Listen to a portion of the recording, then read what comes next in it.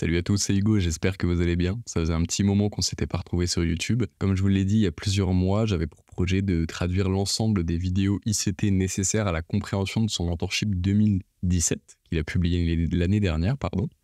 Et évidemment tout son mentorship 2017, et c'est chose faite. Et maintenant, je vais m'atteler à vous retranscrire tout ce que j'ai pu apprendre au cours de ces derniers mois, et on va commencer par la seasonal tendency. Au niveau du planning, on va être à peu près à un concept vraiment par semaine, et ensuite on verra un petit peu s'il y a d'autres concepts qui vont se rajouter, mais en tout cas un concept ICT par semaine. J'ai changé un petit peu ma bannière, et je vais faire quelque chose d'assez différent par rapport à avant. Sur Twitter, ça va vraiment être mon journal de trading. Donc toutes mes positions que je vais prendre ou pas prendre, me prendre DSL, DTP, etc., tout va se passer sur Twitter, et ensuite je ferai évidemment des petits récaps de performance sur YouTube.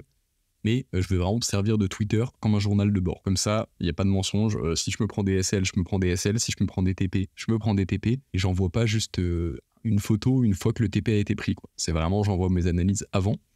Donc voilà, j'ai hâte de voir un petit peu ce que ça va donner par rapport à ça. Et puis on commence tout de suite. Bon, petite définition pour commencer un petit peu tout ça. La seasonal tendency, donc tendance saisonnière, c'est un mouvement qui a tendance à se répéter d'une année sur l'autre. Faut voir ça comme une roadmap, ok, qu'explique ICT, c'est que le marché global, c'est pas des mouvements haussiers ou baissiers sans aucun sens, entre guillemets, sans aucune... En fait, lui, il est persuadé qu'il y a de la manipulation derrière, etc. Et effectivement, quand on comprend tous ces concepts, notamment celui-là, vous allez voir que c'est un petit peu compliqué de se dire que effectivement c'est 100% random, quoi. Du coup, elle permet d'identifier des turning points et des shifts. C'est des points turning points. Bon bah ça c'est juste des points de retournement. Mais les shifts trimestriels, donc quarterly shift, c'est des shifts en fait qui ont lieu tous les 3 à 4 mois. Et on fera une vidéo dédiée par rapport à ça. Mais cette tendance saisonnière peut permettre d'identifier effectivement des turning points et des quarterly shifts. Ok, très bien. Du coup, on se retrouve sur ce site. Sur ce site, j'ai une page avec l'indice du dollar américain et une page avec l'indice du dollar australien. Je vous mettrai le site dans la description si ça vous intéresse, bien évidemment. On peut trouver sur Internet, effectivement, des backtests, enfin pas des backtests, mais de la data qui date encore plus. On peut trouver des datas jusqu'à 40 ans, etc. Moi, je trouve ce site assez pertinent. Je trouve qu'une quinzaine d'années, ça suffit. Mais si vous voulez avoir potentiellement quelque chose qui pourrait être encore plus fiable, n'hésitez pas à aller faire vos propres recherches. Donc une fois qu'on a ce graphe-là, qu'est-ce qu'on a ? On a notre ligne jaune qui correspond au cours de cet actif sur les 15 dernières années. Notre ligne verte sur les 10 dernières années, la bleue sur les 5 et la rouge qui correspond à cette année. Donc là, encore une fois, on est sur l'indice du dollar américain. Donc maintenant, notre job, ça va être quoi ?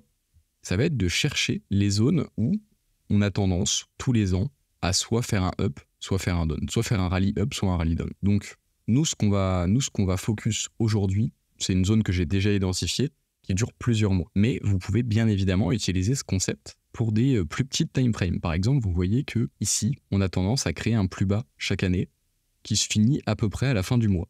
Donc, on sait que sur la période de février, on pourrait potentiellement acheter de l'USD.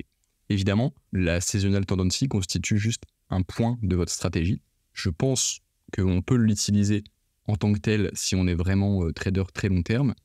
Mais en tout cas, je pense que pour la plupart d'entre nous, ce n'est pas le cas.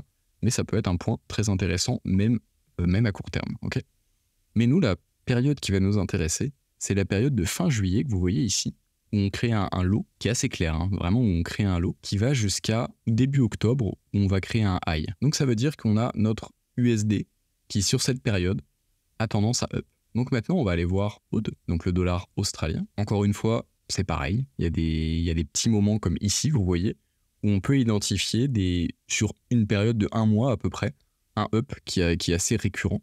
Donc ça, si vous voulez utiliser ça, c'est tout à fait possible. Mais encore une fois, nous, on va se focus un petit sur une période de temps un petit peu plus longue. Et là, on voit ici aussi que juillet, sur à peu près la même période que USD, donc fin juillet jusqu'à début octobre, on va dire jusqu'ici, où on crée un lot, on a tendance à baisser sur le HOD. Ok, donc ça veut dire que sur la même période, on a le DXY qui up et le dollar et l'indice du dollar australien qui baisse. Donc on va aller chercher la paire qui est liée à tout ça. Et là, on se retrouve sur HOD USD. Je vais m'occuper de backtester sur à peu près 5-10 ans et on se retrouve juste après. Ok, donc j'ai juste mis les zones sur à peu près 5 ans.